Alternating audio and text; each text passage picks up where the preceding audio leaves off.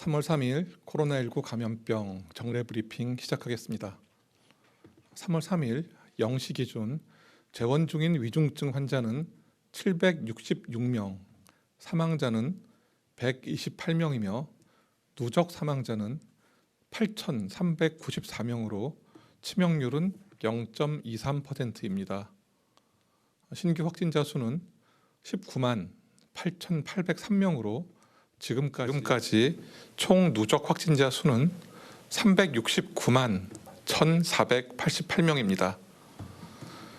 확진자 수가 급증세에 있지만은 위중증 병상 가동률은 50.7%이고 생활치료센터 가동률은 21.3%로서 의료 대응 역량에는 아직 여유가 있는 상황입니다. 우선 코로나19 확진자와 격리자의 선거권 보장에 대해서 말씀드리겠습니다. 코로나19 확진자 및 격리자의 제20대 대통령 선거 참여를 위한 일시적 외출이 보장됩니다. 이를 위해 정부는 지난 2월 16일 공직선거법을 개정하고 2월 24일 감염병의 예방 및 관리에 관한 법률 시행령 개정을 통해서 격리자의 외출 허용에 관한 법적 근거와 절차를 마련하였습니다. 그간 격리 대상자가 시험 응시 등을 목적으로 외출하고자 하는 경우에는 보건소에서 그 외출 허가 신청을 받고 그 승인을 하였으나 개정 시행령에 따르면 질병관리청장이 정하는 외출 사유에 해당하는 경우에 관할 보건소장이 외출 시 주의사항 등을 통지하는 것으로 절차가 간소화되었습니다. 이에 따라서 3월 5일 사전투표 또는 3월 9일 선거 당일 투표를 위한 외출을 질병관리청장이 정하는 외출 사유로 하여 지난 3월 2일 공고하였습니다. 3월 5일 사전투표를 위한 외출 안내 문자는 3월 4일 12시, 3월 5일 12시와 16시, 그리고 3월 9일 선거일 투표를 위한 외출 안내 문자는 3월 8일 12시, 3월 9일 12시와 16시에 일괄 발송될 예정입니다. 투표일 당일에 신규 확진자와 격리자의 경우에 확진 또는 격리 통지 시 외출 안내 문자를 발송드릴 예정입니다. 격리자에 해당되시는 유권자께서는 투표소에서 신분증과 함께 외출 안내 문자, 확진, 격리 통지 문자 등을 제시하시고 투표 사무원의 안내에 따라서 별도로 마련된 임시 기표소에서 투표하시면 됩니다. 만약 당일 의료기관으로부터 확진 통보를 받아서 보건소의 외출 안내 문자를 받지 못한 경우에는 의료기관으로부터 통보받은 확진 통지 문자 등을 그 투표 사무원에게 제시하고 투표하시면 됩니다. 정부는 안전한 투표가 진행될 수 있도록 투 개표소 방역관리도 철저히 이행할 계획입니다. 격리자를 포함하여 모든 유권자께서는 외출 시의 주의사항 등 방역수칙을 철저히 준수해 주시기를 당부드립니다. 다음은 코로나19 예방접종 추진 현황에 대해서 말씀드리겠습니다. 3월 3일 0시 기준 3,157만 명이 3차 접종을 받으셨습니다. 인구 대비 3차 접종률은 61.5%입니다. 대상자 대비 3차 접종률은 접종 간격과 권고 연령을 고려하여 산출하고 있습니다. 3월 1일부터 대상자 집계 시점이 3월 말로 변경됨에 따라 분모가 증가했고 대상자 대비 3차 접종률은 소폭 감소하여 3월 3일 0시 기준에 75.9%입니다. 오미크론 변이 대응에도 3차 접종이 필수적입니다. 3차 접종 후 확진군은 미접종 확진군에 비해서 사망을 포함한 중증으로 진행할 위험이 97.5% 낮고 또 2차 접종 후 확진군도 미접종 확진군에 비해서 같은 위험이 67.1% 낮게 나타났습니다. 다음으로 18세 이상 미접종자 노바백스 백신 접종 관련하여 말씀드리겠습니다. 18세 이상 성인 미접종자 대상 노바백스 백신 접종 사전 예약이 진행 중입니다. 사전 예약은 누리집을 통해 하실 수 있으며 대리 예약이나 전화 예약도 가능합니다. 또한 노바백스가 아닌 백신으로서 1차 접종 또는 2차 접종까지 실시한 경우에도 접종 시에 금기, 연기 사유 등이 발생했다면 의사 판단에 따라서 노바백스 백신으로 교차 접종이 가능합니다. 다음은 고위험군의 추가 접종 실시 안내입니다. 확진자 급증에 따른 고위험군의 중증 및 사망 예방을 위해서 면역 저하자와 요양병원, 시설, 정신건강증진시설에 대한 추가 접종을 시행 중에 있습니다. 18세 이상의 경우 3차 접종 완료 120일 이후부터 mRNA 백신으로 추가 접종이 가능합니다.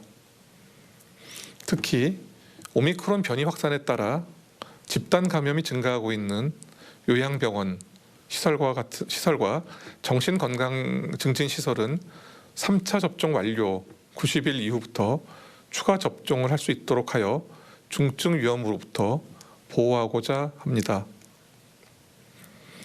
면역 저하자는 3차 접종 시 면역 저하자로서 접종하지 않았더라도 의료기관에서 받으신 진료 확인서 또는 소견서 등을 지참하여 접종이 가능합니다. 오미크론 변이 확산세가 빠르게 진행되고 있습니다. 오미크론 변이에 대해서도 가장 효과적인 대응 수단은 여전히 코로나19 백신 접종입니다. 60세 이상인 분들은 기저질환, 60세 이상인 분들과 기저질환 그리고 미접종이신 분들은 상대적으로 중증의 위험도가 높습니다. 3차 접종자는 미접종자에 비해 사망을 포함한 중증화 진행 위험이 97.5% 감소합니다. 아직까지 접종을 받으시지 않으신 분들은 자신과 가족의 건강을 위해서 예방접종에 적극 참여해 주시기를 부탁드립니다. 아울러 증상이 있으신 경우에는 진료와 검사, 특히 60대 이상의 분들은 PCR 검사와 적정한 치료가 보다 필요합니다. 질병관리청은 현재의 위기를 잘 헤쳐나갈 수 있도록 국민 여러분께 투명하게 정보를 전달하고 충분히 소통할 수 있도록 최선을 다할 것입니다.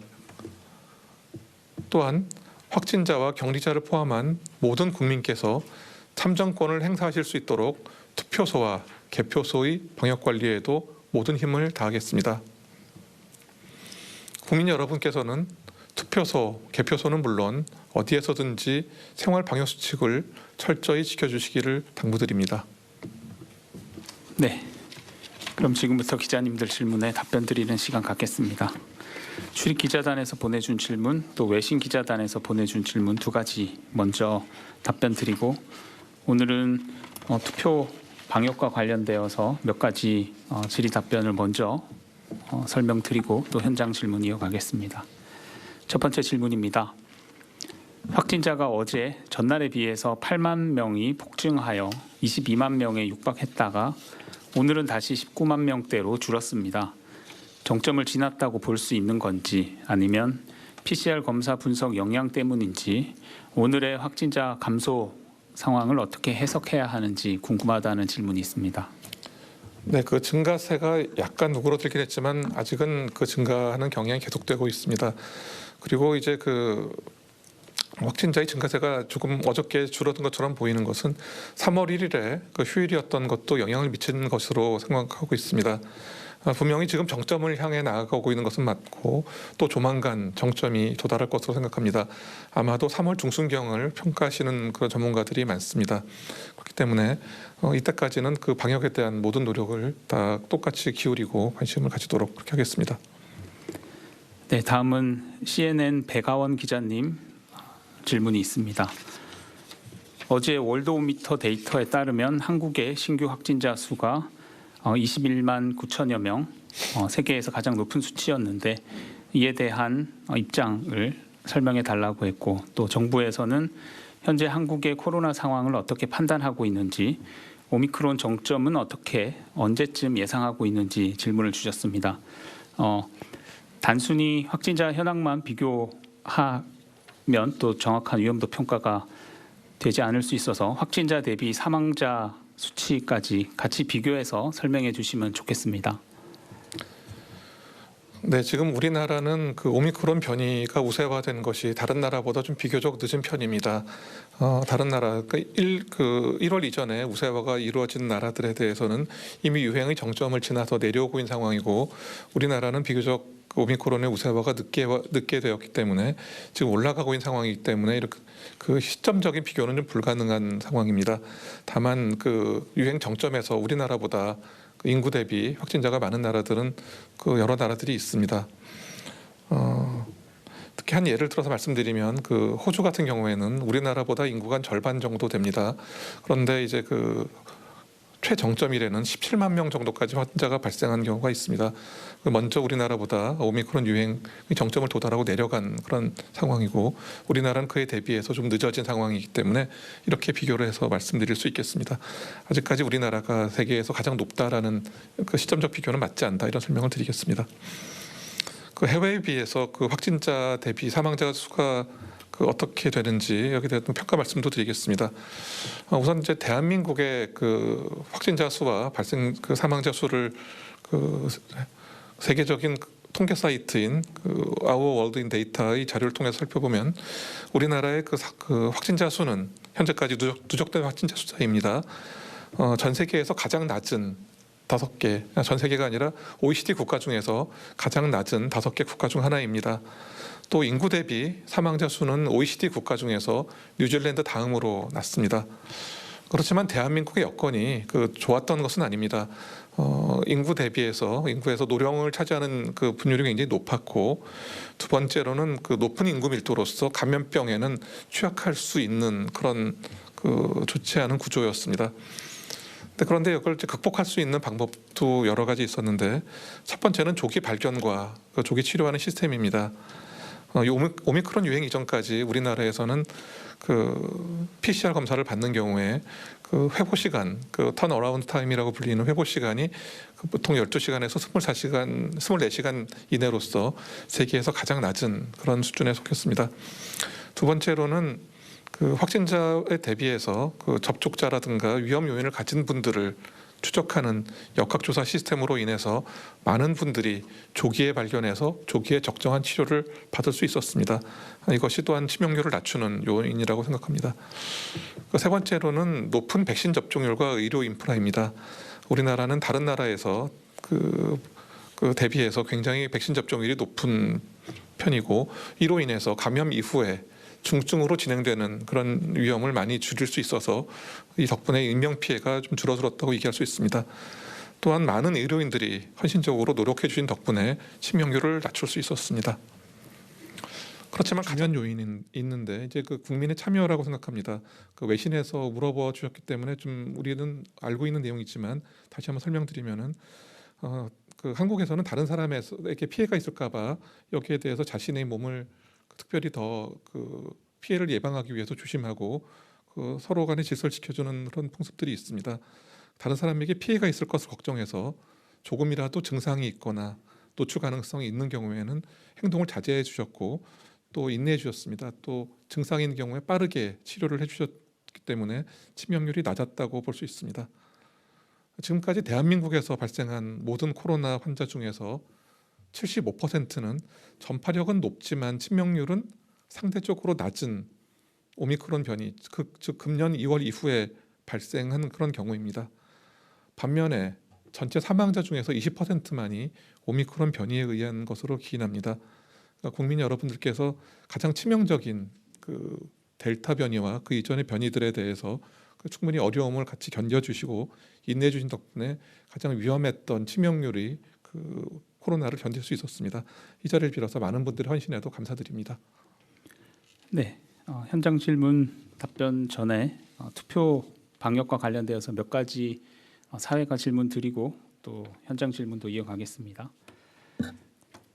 사례별 투표 방법에 대해서 여쭤보겠습니다. PCR 검사를 받고 자택에서 검사 결과를 기다리고 있는 경우에는 투표를 어떻게 해야 하는지, 그리고 신속 항원 검사는 양성인데 또 아직 PCR 검사를 못 받은 경우에는 또 어떻게 투표를 해야 하는지 설명해 주시면 좋겠습니다.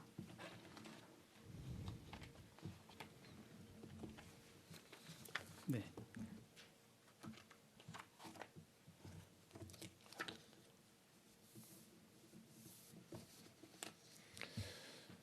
예, 지금 그 PCR 검사 이전에 그 확진되지 않은 사항들에 대해서는 일단 그 검사 이전이라도 그 투표가 가능한 상황입니다. 그러니까 그렇기 때문에 그 PCR 검사로서 격리 명령을 받기 이전의 경우라도 그 검사는 충분히 받으실 수 있고, 또 그 확진 명령을 받은 다음에도 아까 말씀드린 것처럼 그 보건소의 문자 통지를 통해서 또 검사를 투표를 하실 수 있는 이런 상황임을 다시 한번 말씀드리겠습니다. 네. PCR 검사가 아직 나오지 않은 상황이므로 이분들은 외출 허용 대상인 확진자가 아닌 상황이라서 일반 유권자 투표 시간에 투표를 하시면 됩니다. 오전 6시부터 오후 6시까지 받으시면 되고, 또 신속 항원 검사가 양성인데 아직 PCR 검사를 못 받은 경우에도 마찬가지로 신속 항원 검사 양성만으로는 확진자가 아닙니다. 따라서 일반 유권자 투표 시간을 이용하시면 된다라는 점 설명드리겠습니다. 그리고 하나 더, 한 두 가지 정도 더 질문 드리겠습니다.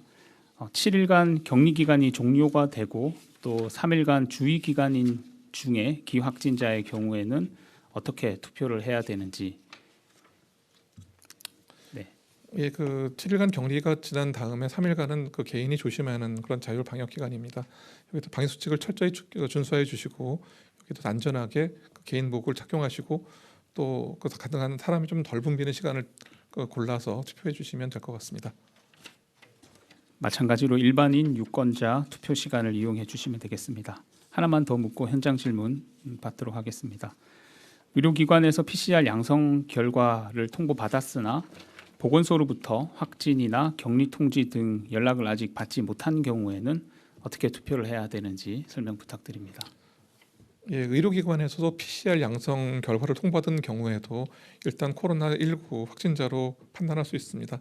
따라서 확진자 또 그리고 격리자 투표 시간에 투표하셔야 됩니다. 그러니까 그 모레 3월 5일에 사전 투표하고자 하실 경우에는 18시 전까지 투표소에 도착해서 투표를 진행해 주시고, 3월 9일 선거일에는 18시부터 19시 30분까지 투표해 주시면 되겠습니다. 네, 지금부터는 현장에서 보내준 기자분들 질문에 답변 드리겠습니다. 매일경제신문 한재범 기자님 질문이 있습니다. 지난 28일 청장께서 해외 입국자 격리 해제를 검토한다라고 설명한 바가 있는데 대략적인 시기가 어떻게 될지, 또 최근 시범 운영 중인 검역정보 사전 시스템이 본격적으로 서비스가 된 시점 이후가 될 것으로 보면 되는지 시기에 대한 질문이 있습니다. 예, 해외 입국자 격리 해제 시점은 이제 저희도 충분히 검토하고 있는 시점이고 그런 상황이고, 또 이제 그 필요성도 많이 공감대를 얻고 있습니다. 다만 구체적인 시점에 대해서는 아직 더 정해진 바가 없기 때문에 이건 좀 더 결정이 되는 대로 말씀드리겠습니다. 네, 두 번째 질문 한국일보 김경준 기자님 질문입니다. 요양병원 등 감염 취약시설 의료진의 경우에 밀접 접촉 시에 7일간 격리하는 것이 맞는지, 일반 의료진의 경우는 밀접 접촉하더라도 격리 대신 수동 감시가 맞는지 질문이 있습니다. 예, 의료진의 그 격리 관리 같은 경우라면은 일단 그 가장 중요한 것은 그 감염 가능성 있는 시간을 모두 지키는 것입니다. 그러니까 7일간의 격리하는 것이 일단 타당한 것인데, 다만 그 의료기관 내에서 그 환자의 위중성이라든가 아니면 그 의료를 하지 못할 정도의 위급한 상황일 경우에는 이를 좀 더 짧게 단축할 수가 있습니다. 그렇기 때문에 저희가 그 의료기관에 말씀드렸던 의료기관 BCP라든가 아니면 자체적인 그 계획에 따라서 이를 좀 조절하실 수 있다, 이렇게 말씀드릴 수 있습니다. 네, 세 번째 질문은 투표 방역과 관련된 질문입니다. 조선비즈 최정석 기자님.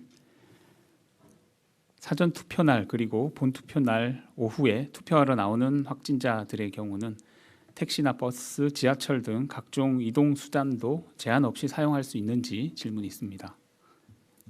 이동하실 때는 그 도보나 자차, 방역 택시 등을 이용하셔야 되고, 대중 이용은 하실 수 없습니다. 네. 다음은 거리두기와 관련된 질문이라서 이 부분은 오늘 방대본 브리핑에서는 즉답이 좀 어려운 점 양해 말씀드립니다. 연합뉴스TV 신세롬 기자님, 거리두기 조정 가능성이 있는데 현 유행 상황에서 거리두기 조정이 가져올 영향을 어떻게 평가하는지, 우선 조정이 가능한 시점이라고 보는지, 만약 거리두기가 완화되면 정점 규모는 어떻게 달라질 것인지 질문을 주셨는데, 현재 방역의료 분과위원회 또 일상회복지원회 등의 의견들을 비롯해서 각 지자체 그리고 중앙부처의 의견을 종합적으로 수렴하고 있는 단계입니다. 거리두기 조정과 관련되어서 아직 결정된 내용은 없고 일정은 아직 알 수 없지만 각계 의견을 수렴한 후에 중대본을 통해서 최종 결정되어서 발표될 예정입니다. 거리두기를 전제해서 즉답드리지 못하는 점 양해 말씀드립니다.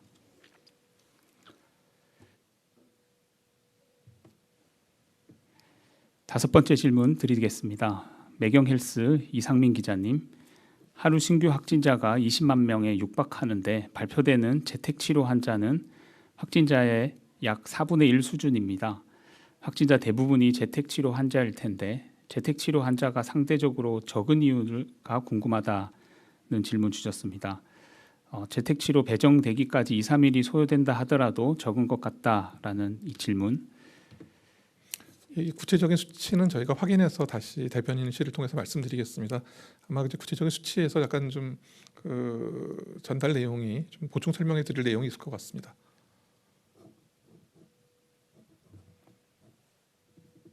네, 해당 내용은 중수본을 통해서 또 재택치료 관리팀을 통해서 좀 더 확인해서 답변 드리겠습니다. 현재 추가 질문 더 없는 상황입니다. 이후 질문은 위기소통팀을 통해서 답변 드리도록 하겠습니다. 오늘 3월 3일 정례 브리핑 이상 마치겠습니다. 참여해 주셔서 감사합니다. 오늘 소통역은 윤남 김정우 통역사님 고생해 주셨습니다. 감사합니다.